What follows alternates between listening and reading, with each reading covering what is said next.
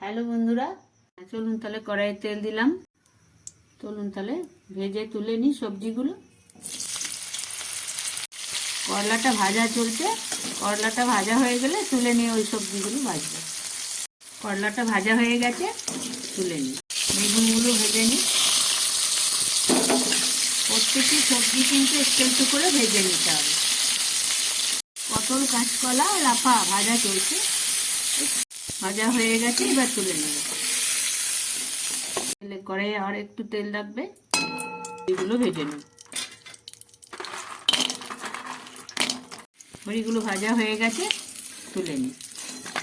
ভাজা হয়ে গেছে, সবটাই তুলে নিই। হ্যাঁ, এখন একটু আদা বাটা দিয়ে দিই। এখন সর্ষে পোস্ত বাটাটা দিই। 1 চামচা চিনি দিই।